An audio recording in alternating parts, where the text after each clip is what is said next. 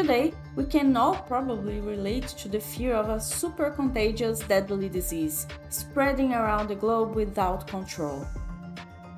This sentiment is what moves the plot of The Andromeda Strain, Michael Crichton's debut novel. With the hype of the space race and the Cold War in the background, The Andromeda Strain became an instant bestseller, cementing techno-thriller as a popular genre. Let's dive into what makes this book so influential. This is the science of fiction. A military satellite falls in a small town in the middle of Arizona, USA. It brings back with it a deadly extraterrestrial bug that kills almost everyone there. This is the setup for The Andromeda Strain, released in May 1969. It is, in a sense, a first contact with aliens story. And to avoid spoilers, I'll leave it at that. Crichton's signature writing style blends reality and fiction in such an authentic way that it is easy to believe the facts he presented in the novel are true. Compelling arguments backed by fictional scientific reports have us invested in the story from beginning to end, questioning our own perception of what is real and what's not. I wonder, however, how enjoyable would this book be for someone not familiar with the context in which The Andromeda Strain was released. Its themes and tension draw heavily from the Cold War anxiety and the unknown waiting for us in outer space. Shall we go deeper in this direction?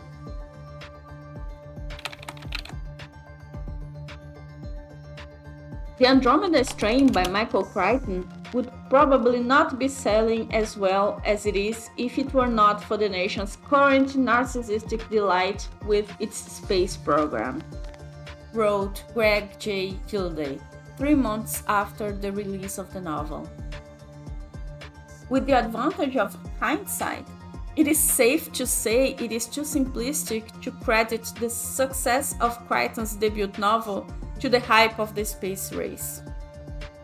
However, The Andromeda Strain is indeed a product of this cultural and political context. It came out merely 2 months before the first moon landing, one of the most significant events in history. You can imagine how appealing it was to speculate about man-made objects bringing back alien bugs that could exterminate the human race.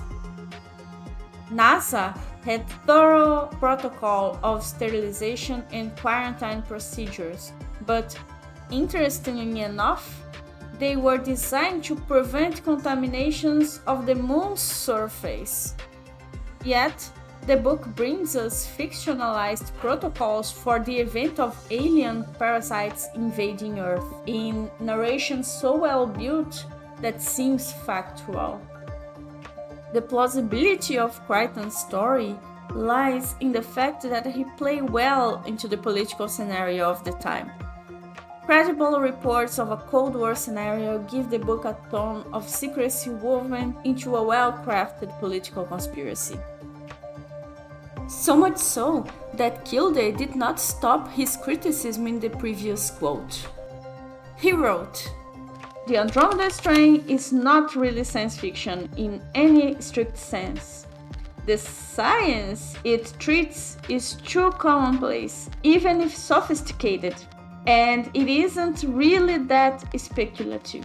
Instead, this book represents a kind of government fiction, the most recent development in the genre of the Washington novel." Now, forget politics and aliens. The Andromeda Strain's significance goes beyond those storylines. In one of the finest examples of how science fiction influences real-life science, the popularity of the novel raised awareness of the danger of outbreaks of infectious disease. Not of alien nature, though. The main concern was the potential biohazard of recombinant DNA, sparking debates over appropriate laboratories' biocontaminant strategies for the newly available molecular engineering techniques. That's right, a sci-fi book was influential to the imposition of safer protocols toward biological hazards. The former president of the Genetics Society of America, Oliver Smithies, opened a US Senate hearing on proposed regulations of recombinant DNA research, saying, "I think we are here because of a very popular modern science fiction novel by Michael Crichton, The Andromeda Strain." And it was not the first or last time the novel was invoked in discussions of such kind. It is not a surprise then to see references to the Andromeda strain when reading about the COVID pandemic. William D. Cohen wrote in an opinion article for the New York Times, "And what could be more bone-chilling than seemingly out-of-control virus leaping from region to region around the globe without a known vaccine to prevent it or slow it down, causing death and economic mayhem along the way. The coronavirus narrative has the texture and feel of the Andromeda strain."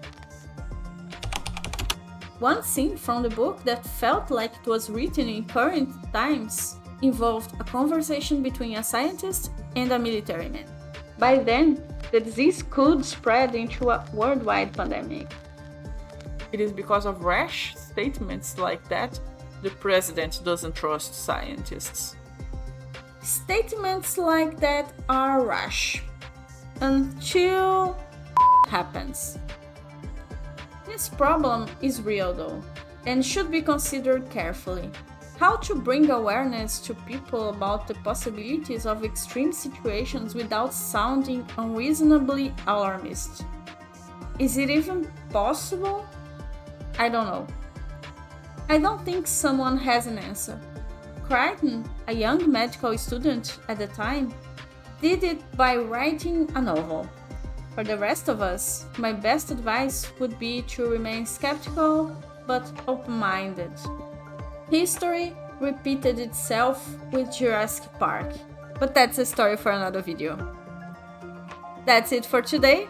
See you next video. Ciao!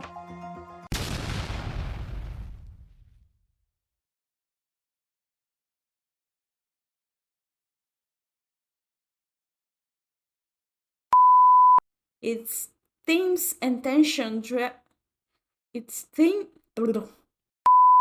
It is safe to say it is too simplistic exterminate the human race. Even if such one scene from the book that felt like it was written one scene involved a conversation between a scientist